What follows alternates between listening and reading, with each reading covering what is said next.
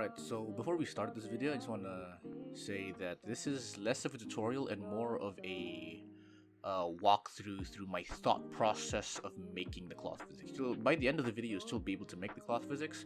It's just, this is not a tutorial, so don't expect everything to be correct. There will be mistakes, and I will be making mistakes, and you'll be making the mistakes with me. So be prepared for that. Okay, this video is going to be about how you make cloth physics, specifically for jackets and coats in Minecraft. So, alright, let's get started. I'm going to duplicate the chest, the torso mesh, and I'm going to go and give it a new material and set this material to our jacket material. So, open up here, skins, I'm going to use this one for now. So this is the one I have the most experience with, so this will be easy.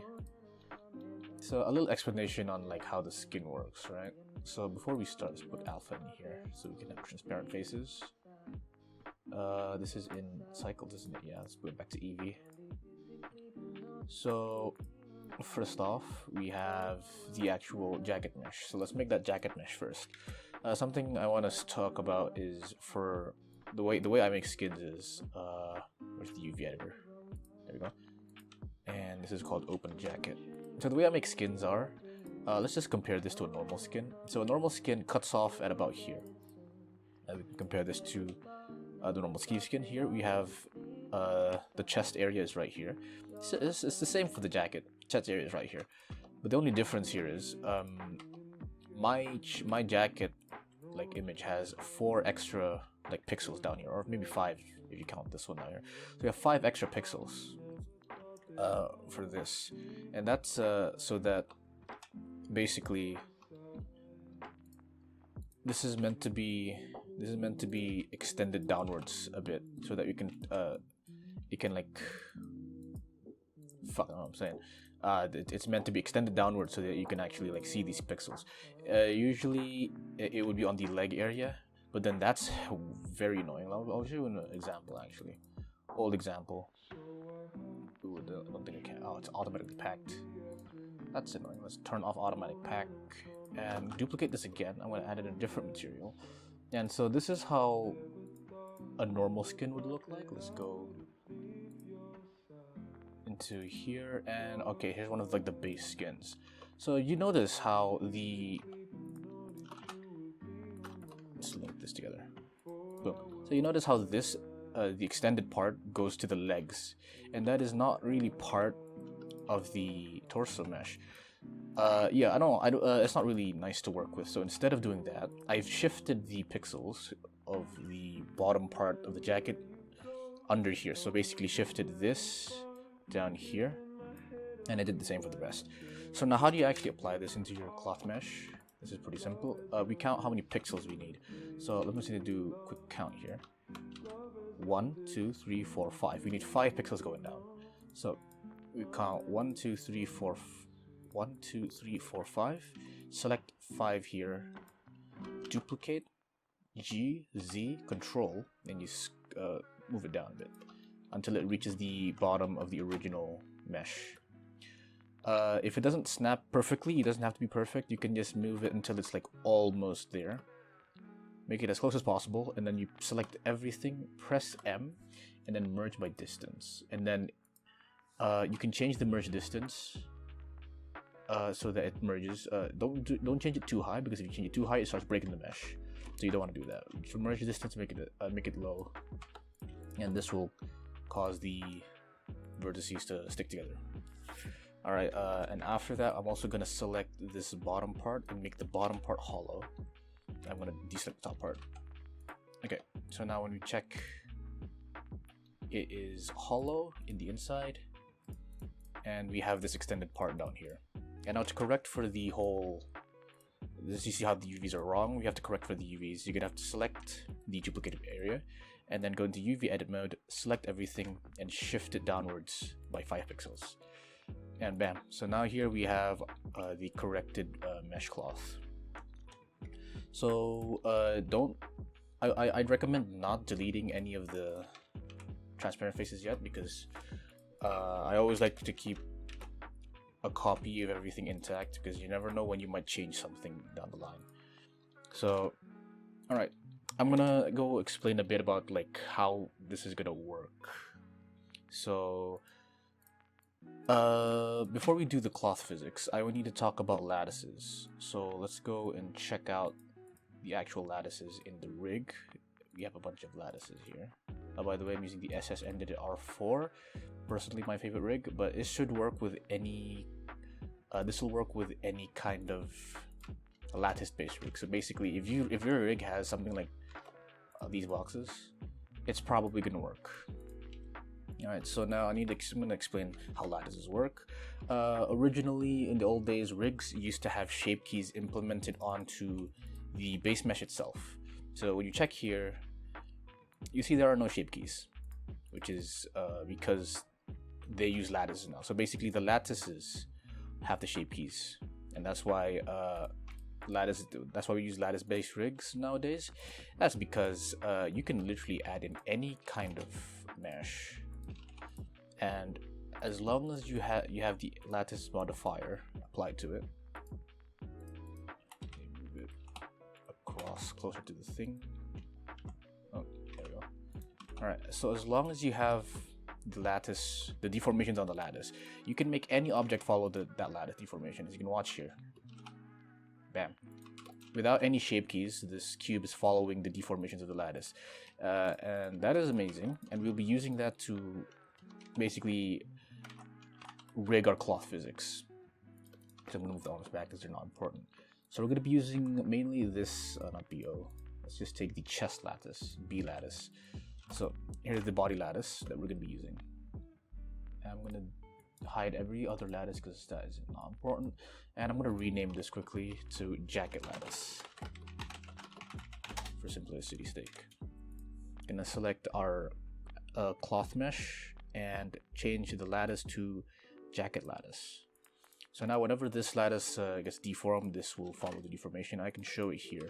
So if you go into edit mode and just add in a new key, and let's select the top corner and remove it. As you can see, it follows the deformation of the lattice. Now there's some problems here. Namely, let's move this back here and increase the size a bit, I think, of the cloth mesh. There you go, so it goes over. Now here's one problem we have because we kind of extended the bottom part. When we rotate the waist or the torso, either one, you see this problem where it doesn't follow the, it doesn't extrapolate outside the lattice. So this is because the lattice, what is it called? Lattice bounds are only to, how do we select this? There we go. So this is because the lattice bounds are only up till here, but our cloth goes below that. And a simple way to fix this is you go into edit mode, select the top row of vertices, snap your cursor to it, then you go into edit, you go into object mode, 3D cursor, then you size this down until it reaches the end of your cloth mesh. And you make sure you only size in the Z-axis because that's the important part. The other axes aren't very important at the moment. So let's, I think that's, is that too low? Nope, that's perfect. All right, so that's how you size up the lattice. So now, when we rotate, bam, it follows the same, what is it? It follows the whole thing gets deformed instead of just the original chest area. Okay, so that is our basic. That's like that's base one rigging. So now with this, we can actually just make cloth physics right in here right now. So I'm gonna add in a cloth simulation, put it right behind the subdivision, and I'm gonna put in some weight painting. This is to pin. This is so that the cloth doesn't just fall through the character, so that some parts actually like stay still, and usually it's the top part we want to stay still. So we're gonna go to vertex groups, add in a different vertex group called a pin vertex group. For simplicity's sake, we're gonna go to the gradient tool. From top to bottom, you drag, and you're done. Go to modifiers, cloth, scroll down, in shapes, pin group, and it's pretty much, you pretty much have it, right? There it is. It moves. It's not like amazing, but it works for now. Okay. Now the second thing is we need to add in some collision objects. I'm gonna move this aside. And we're gonna duplicate the body, move it to a different collection called collision, and I'm gonna hide the rest.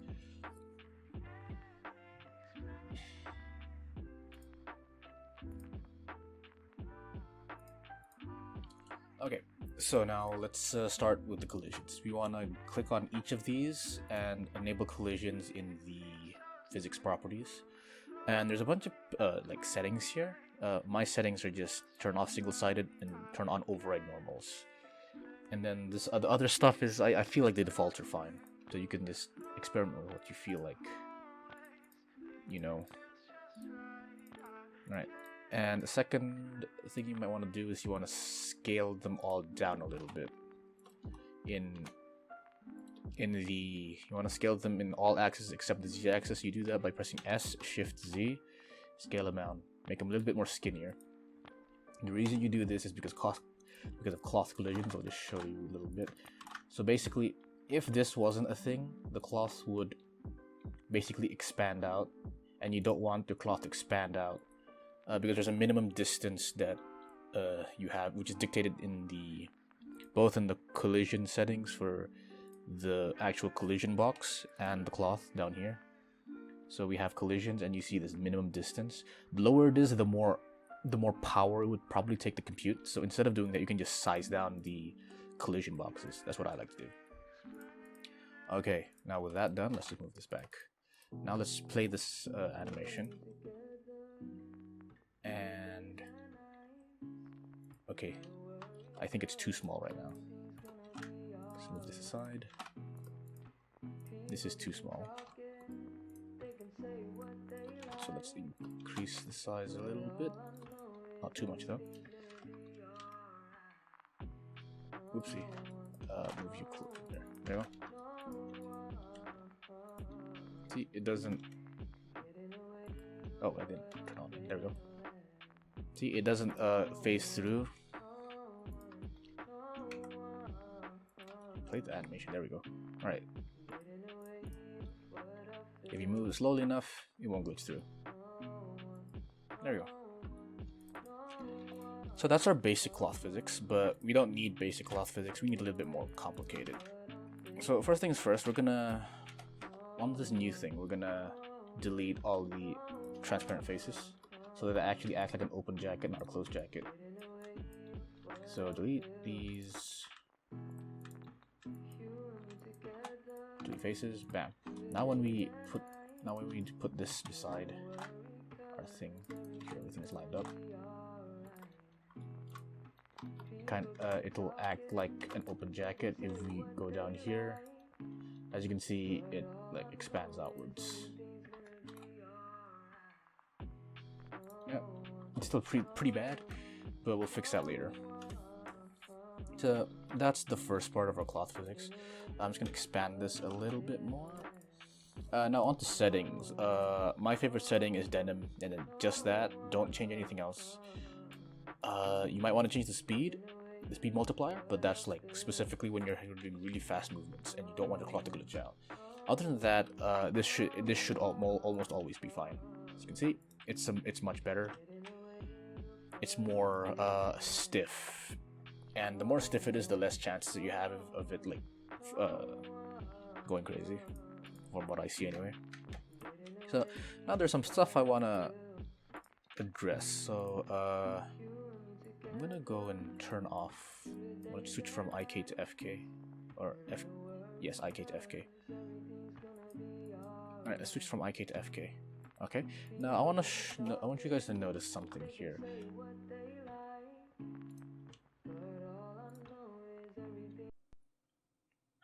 Alright, so before we continue, I was trying to get footage of the cloth glitching out, but it wouldn't glitch out for some reason. But do know that it does glitch out sometimes, and this is the whole reason we're like doing this extra step is to stop that possibility of glitching out. Though this would not happen if your jacket is normal length. This only applies to long jackets like the ones I have, right? So let's continue. This is by adding a correcting factor to your lattice. So the cloth will be affected by the lattice because of this lattice modifier. And this lattice modifier is above the cloth modifier, so that means it will first take into account the lattice deformations before it takes into account the cloth, before it applies cloth physics to it. Wait, that's not on by default though, so you have to go to shape down here and click on dynamic mesh. So now, whenever the mesh changes, the cloth physics will actually take that into account. Forgot to mention that. Okay, so again, there's also this one problem you probably get into. So whenever you have a right degree angle here, right degree, 90-degree angle, it moves to the side, which is normal, but sometimes you don't want it to move to the side. And okay, this makes no sense. I don't know why I'm explaining this, because okay, let's just restart. So this is normal cloth physics. You can use this for most of everything that you want. There's no problems with this. It glitches kind of in the back here. Sometimes you gotta have to work with it. You can like try and increase the subdivisions. That could technically solve the problem, but then now you have really slow physics, and sometimes it might even get worse. But there is a different way that I like to improve my cloth physics, and it's by adding in a correcting factor. So let's start off, and I'll explain what that exactly is. So what I like to do is whenever this thing moves backwards, I want the lattice to also move back with it. So example, it would look like this, right? So whenever the leg moves back, the lattice would deform such that the cloth never has to actually intersect with any of the collision boxes. If it has to intersect, it would cause that error that you saw back there. And so the way I do this is by using the lattice. Let's start off here. So in the center of the body, you go to the armature. We're gonna add a new bone. The bone is over there. Let's move it down so I can see it. There you go. Okay, we can't actually. I'm just gonna separate the bones for now so I can see it better. Okay, I'm gonna give you X-ray vision. There you go. All right, let's move this back into position. Okay, so we have this bone here. It's gonna be the root bone, and we're gonna basically rig the lattice so that it moves with the legs of our character. So to move front, I want the lattice to deform forward and bring the cloth forward with it. So first of all, this is gonna be just like follow me here and don't ask questions. Duplicate bones one for each side of the leg. We have the front side of the leg, the left and the right side of the leg, and then the back sides of the legs. So you have to make one for each. Let's start here. Also, we have to make sure that the bones start at this point here. That's where the bones have to start. So let's move it down to this bottom corner. Delete that and duplicate this, move it across. This is approximately in the middle. Now I'm going to shift it forward a bit so that it is on the side. Yep, perfect. Now we're going to shift it to the back, so this will affect the back side of the legs. And then finally, I'm going to duplicate, move it to the center, then size it in the x-axis. Oh wait, why is sizing in the x-axis doesn't work? Weird. Doesn't seem to work. Oh, anyway, we can just move it manually. Boom. Alright, so we have the bones here that we're gonna need. I'm gonna make it so that they all face downwards. There you go. So the tail looks downwards. Now I'm gonna do some naming. This is from the perspective of the character. That's front left, F left. I'll copy this, and this is front right. This is just the right. This is back left. This is back right. this is back left, and this is left. So we have that going. And now we have to add in vertex groups to the lattice so that it knows which vertex to move according to which bone, according to the name of the vertex. So also there's one thing we need to pay attention to. So since this is a Minecraft character, it's about 8 pixels wide. That's what the characters are, 8 pixels wide. You can count here, 1, 2, 3, 4, 5, 6, 7, 8. 8 pixels wide. That's an even number. However, the number of vertices, which is what we are actually selecting, is odd. We have an odd number of vertices. 1, 2, 3, 4, 5, 6, 7, 8, 9. There's always one more vertice than a face, because you need that extra vertex to close the loop. So now, at first you think this might not be a problem, but it's actually a big problem, because let's say we select this vertex group, or these group of vertices, and make that into a group. So I'll just show it to you guys. We have front left and front right. Front right. So if I were to assign this to front left, and then we move this. Oh wait, I forgot. We need to duplicate and then change the armature to this. I'm just gonna call this jacket corrector. Right. So this has a armature modifier onto this skeleton. So now when I move the jacket controller, doesn't move. FR. Wait, my bad. I think I gave it to the wrong one. Yeah, I gave it to FL. FR. There you go. So now, as you can see, it moves exactly how we want it to move. Perfect. Now realize that if we do it on the other side as well, we have this middle intersection point where there's two things happening at once. Where basically this middle vertex, these middle vertices overlap in both the groups, and this can cause what I like to call double. Fuck, I lied.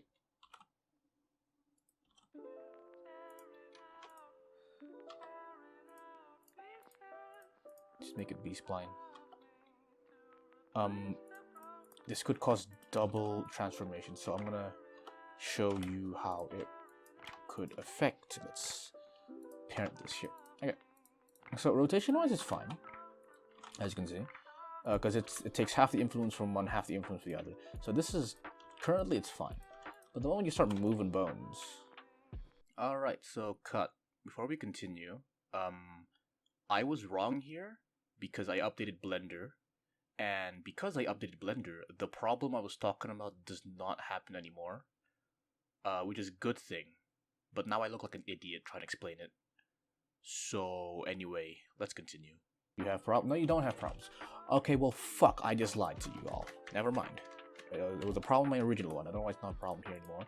But, well, good for you. So, so since that's no longer a problem, you can do this for every third. So you basically just repeat this for every single bone you have here. So we've done the front bones. So let's do the side bones here. We have this is FL. So this should be just L. Assign, and then the other side here. This should be right. Assign, and then moving this. Yep, perfect. And then move this forward. Perfect. It is working like a charm. Now we work on the back as well. Select everything and then we choose half of it. So this is BR. B_R, assign. And then the other side. It's this one. We don't want to use any of the middle bones. Wait, yep. We don't want any of these middle ones. And last one is B_L. Assign. Boom. So now we have our correction factor. So now we need to make it so that these bones move according to our bone here. No, it's not perfect, but I'll make it perfect, don't worry. So Now, in order to make sure that we can transfer this rotation data into these bones, there's two methods you can do this. You can use either a transformation constraint, a copy rotation constraint, or a damp track constraint. I like using damp track constraints because they allow you for a second degree of freedom, and I'll explain what the hell that means in a bit. So we're gonna go into our main armature, select the two FK controllers, go into edit mode, duplicate them, and then you want to separate them forward. We're gonna do one at a time. As you can see, we have these bones now. I'm gonna make it so that they don't have any shape. Just normal bones, perfect. And we're gonna move this towards the knee area. So you see where this kind of locks. Okay, I'm gonna move this forward like this. Okay, so we need to move these bones into here, to this location. Let's move them down here. Yeah, so move into that location. I'm gonna move them a little forward, so I also can see them a bit better. Scale them down, and now we want this to rotate with the thigh bone, and you can do this simply by, let's go into edit mode,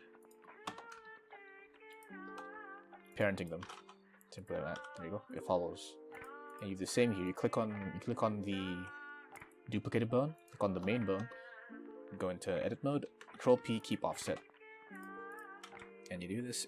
Everything works out. All right. So now that works, we're gonna click onto one of our two bones, go into bone constraints, add in a damp track constraint, and make it so that it tracks this bone. I'm gonna call this FR_T for front right track. Put this here. Now, as you can see, whenever we move this IK bone, this moves along with it. There's a bit of movement here, and we fix that by adding another. Correction bone to the side. So let's go into edit mode, select these two, duplicate. Okay, that's why, because those are individual organs. So duplicate these two bones and separate them a bit to the side, then move them back. All right. So now we have R_T. Here we have L_T, and here we have FL_T. Right. So perfect. So now we go to our left controller, add another bone constraint, damp track, and track it to this bone. This bone is called RT. So we put this onto RT. Bam. So now when you move this bone forward, this bone also moves forward. And now you no longer have that cutting problem. You still have this back problem. You have this problem now, but that'll be fine because you can always let me explain what I meant by 2 degrees of freedom. So you can move this leg, but then you can also move this as like a secondary controller. So you have the automatic, and you have a second correction feature you can use, and you can use this to correct for like this stuff down here, make it go lower. But usually you don't need to, because you'll have a solidified modifier on this to hide any of this extruding mesh. So that's amazing, good to know. So let's reset all the positions, and I'm gonna do it one more time. So these two, we're gonna duplicate it and move to the back, and this will be for the back side. I'm gonna call them B_LT and B_RT. And so I'm just gonna click on all these bones and copy this constraint, and then correct the B_LT. Correct all the name of the bones. B_RT. This one is L, and this is front LT. Okay, so now when you move this around, I'm gonna switch back to IK so I can show 360-degree motion. Let's go back to IK and enable the IK legs. Now, when you move this around, see how it never really cuts into, right? except for this like this stuff, but you can always correct this manually. And there's also the other reason why we have a collision. Okay, I'll separate this. This is the visual mesh. Alright, there's also another reason why our collision is actually smaller than our actual mesh, so that this doesn't happen. We can make this even smaller for now, so it doesn't have that problem, but usually this is fine. We'll leave it like that for now. Okay, so now one last problem we'll be facing is this. This is a problem we're facing. When you rotate backwards, the front corrector will usually overcorrect too much and cause the cloth to go inwards. So you can obviously manually fix this by moving your controller here, but then it's kind of tedious to do this for every single motion. Instead, what we can do is we can lock it so we can have a limit rotation constraint here, so that it does not pass through this line or this plane. So it can only rotate forward and not backwards. So in order to do that, let's go into bone constraints and add in a limit rotation constraint here. And so let's first off remove the damp track constraint, and we have to find out the axis at which it rotates in. As you can see, if we go R, Z, double Z, so if you go RZ twice, we can see that it rotates on the Z local axis over here, right? So we need to limit our Z rotation. And we have to switch from owner to local space, I think. Yep, so currently it's locked because we have set the minimum and maximum to be 0, so it does not rotate at all in the Z axis. So what we have to do here, we want a maximum rotation of probably 90 degrees. So we increase the maximum to 90, and once we rotate it, bam. So it can't go below 0 degrees, which is straight down, and it can't go above 90 degrees, which is like in this perpendicular line here. So now, when we turn on our damp track again, and notice how we can move this direction, but once we go behind, this stays in the front. It does not want to go back. And that fixes our collision, that fixes it overcorrecting backwards. And the same can be said about the back cloth, because the back cloth will overcorrect forward if we move it like this. So we go and copy the limit rotation here onto this one, except this one will have a maximum of 0 and a minimum of -90, because this rotates in the opposite direction. So let's check it out. There we go. Perfect. Nice. And also notice that this overcorrects in this direction. So similarly, we can do this exact same thing here. Add in copy the same thing. And instead of limiting on the Z-axis, we need to limit it on a different axis. Let's see what axis we need to limit it at. X-axis, yes, it's the X local axis. So turn on limit X, and it has to go, okay, which is the positive axis? I need to figure it out. So moving it here this is positive, this is negative. So the maximum you want to be is -90. Sorry, the most you want to be is 0. The minimum is -90 because negative is a smaller number than a positive.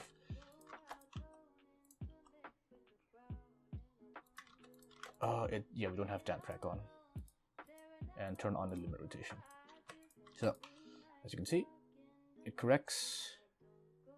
Bam. Perfect. Now we just need to copy this on the other side as well. Copy, and we just need to change this from 0 to 90 because this is the opposite direction. Same. This one can copy the exact same one because they're both facing the same direction. Similarly, the back ones can have the same one as well. And now when we move this, we have nice corrective cloth physics. Alright, now I'm just gonna do a final check. Oh, and here we have a problem. This is not parented to the actual bones here. So we're gonna click on the jacket corrector main bone, make sure everything is parented. Everything's parented to this. Now we just we can honestly just parent it back to the original rig, and once we parent it, it kind of like disappears into the nothingness. We're gonna go back to edit mode, we take the root bone for all of these bones and we parent it with the waist bone here. Keep offset. So now when we move it, it moves alongside it perfectly. If I rotate it, it's fine.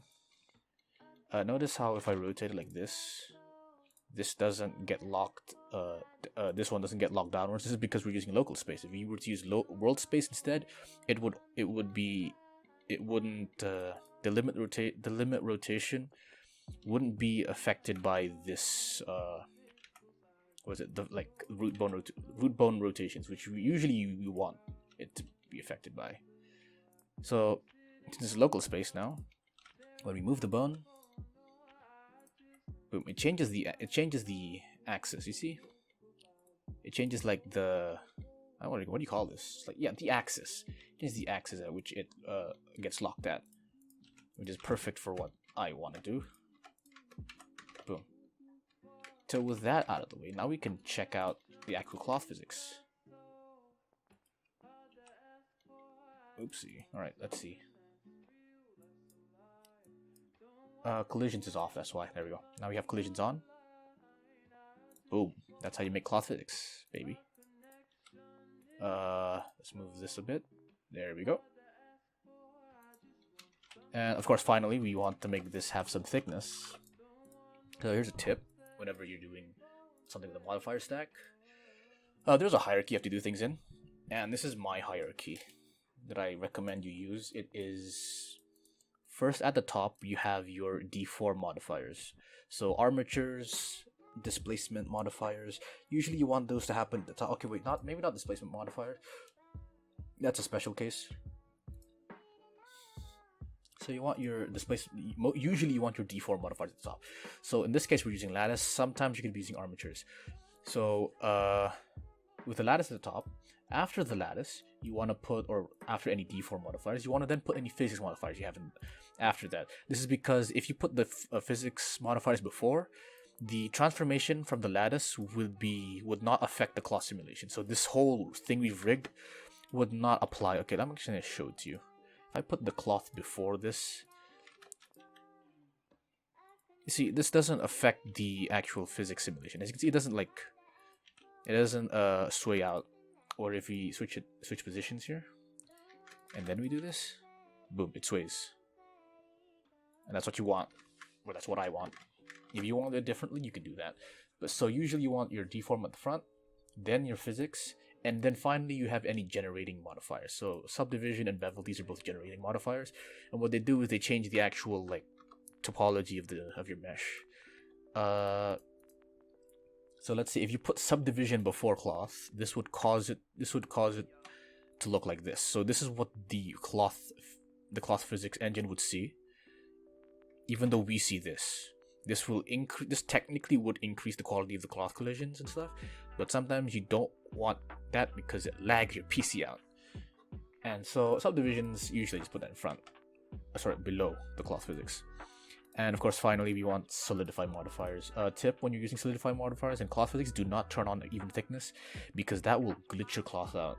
Because whenever your cloth bends, the normals get fucked up, and there could be drastic consequences that they're very rare to happen. But if they do happen, there's nothing you can do to fix it. There is a way to fix that, and it's by putting the solidify modifier before the cloth simulation, but that has its own problems, like this, and you don't want this problem. So you put it in front, and you always turn off even thickness to stop any glitching of the normals, bro. And I think that's it. We have not perfect cloth physics, but really well made cloth physics. I really like this. It's not perfect when you go in the back, but it gets the job done. It gets the job done really well, I feel. So this should technically work with any kind of rig, as long as it has lattices, because this lattice is what's causing us to make it work. I mean, technically speaking, you could do this on the cloth itself, but your bends wouldn't be very smooth. Because you can, I'll show an example here. If I were to move this forward, let's to frame 0, I move this forward.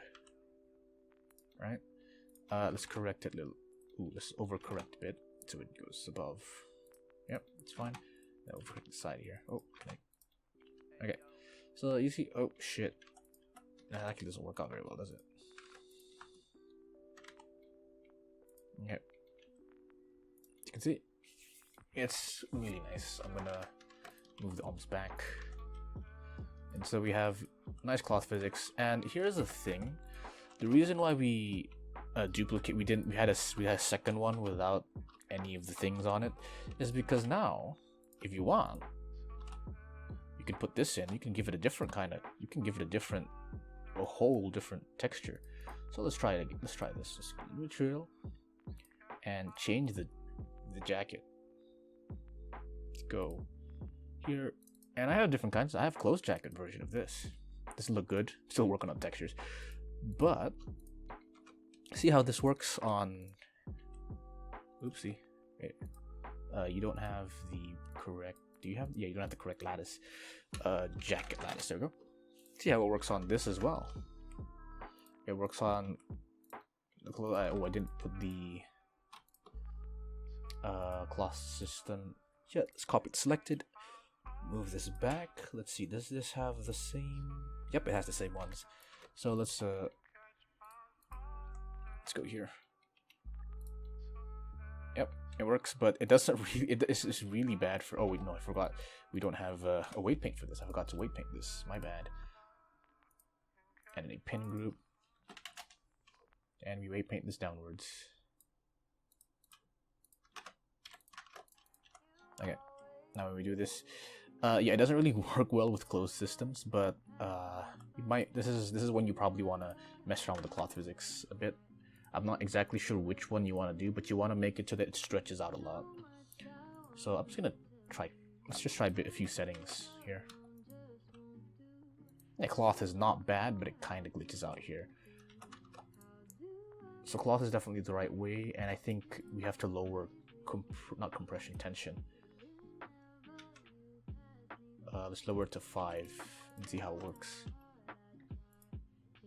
It could be better. I mean, you can always forgo the cloth physics because technically it still follows this thing. You just need to increase the. You just have to correct it a lot. So this works for closed jacket as well. Not as well as it does for open jackets though.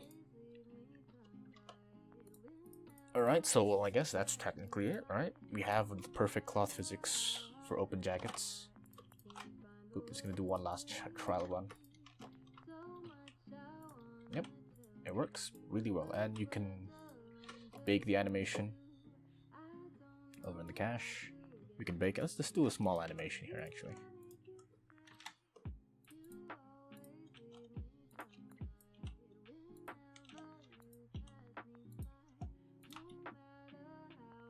That's very slow. Yep, and there's no. Doesn't seem like there's any problems here.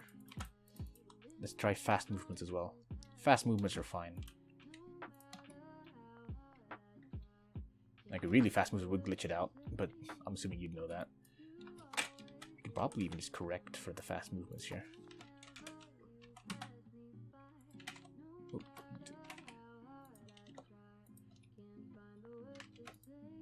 Yep, we can correct for that as well, so that's perfect. Alright, anyway, if you got lost in here, I don't know what to say. This is a pretty complicated system to make.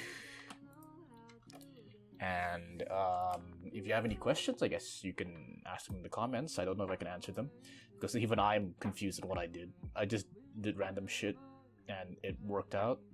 And I'm now recreating it from memory. We can also, I can compare this to, I'm going to save this actually. I'll send the file down in the description if you want to see exactly how it works. There's also, I'm going to try out, I'm going to review the actual final product that I made. So here's the one I'm basing it on. This is the one I made before.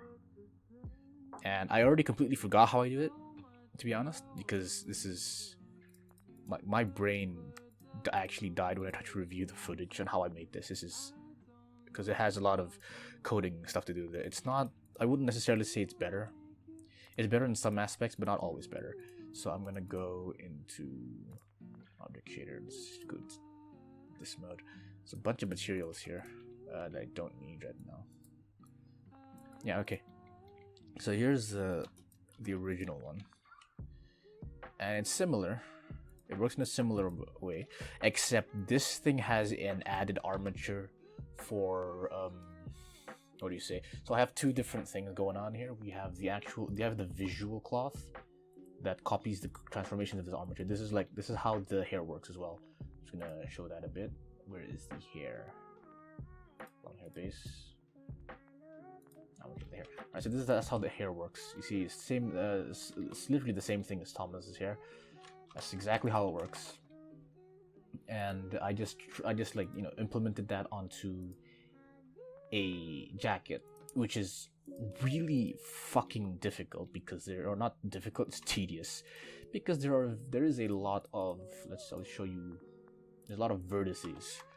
So each of these vertices would require a bone, and there is about at least 1,000 vertices here, so you'd have to duplicate the bones, match them to the vertice, add in a vertex group twice, 1,000 times. So this is not fun. I had code to do this. I guess I can show a sneak peek of it. So we've got code for this is for setting up the constraints. This is code for setting up the constraints as well. There's one other one.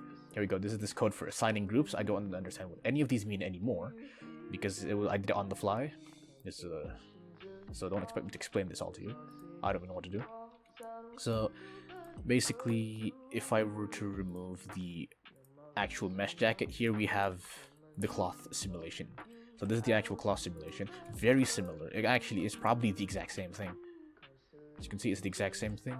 It doesn't move very well because currently it is... I have not removed any of the transparent faces, which I should remove. So let's just quickly remove the transparent faces to see how it works. It'll work the exact same way as the other one. I'll just leave the back ones as well. So I don't really need the back ones. There we go. Okay, and now it'll work exactly like the other one. Oh, I just realized you guys are not... Oh yeah, it's because collisions are off. There we go. I have collisions on. There we go. Do I move this? There we go. It works the exact same way the one we just made worked.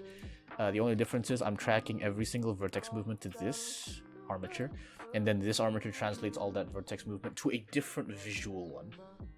So we have the mesh jacket, and this is the visual cloth.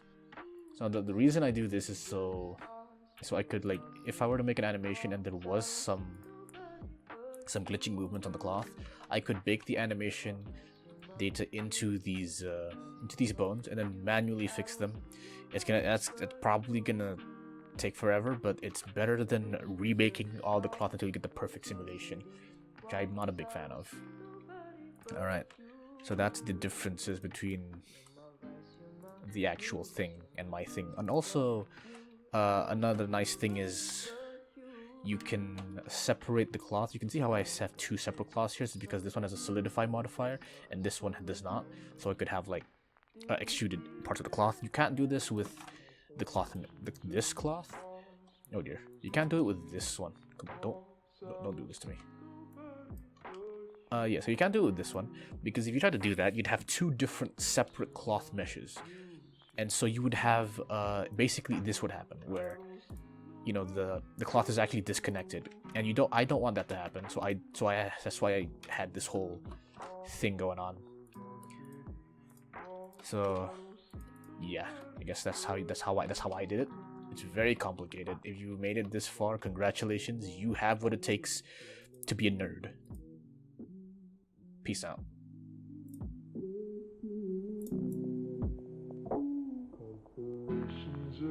Stars, mules on city walks,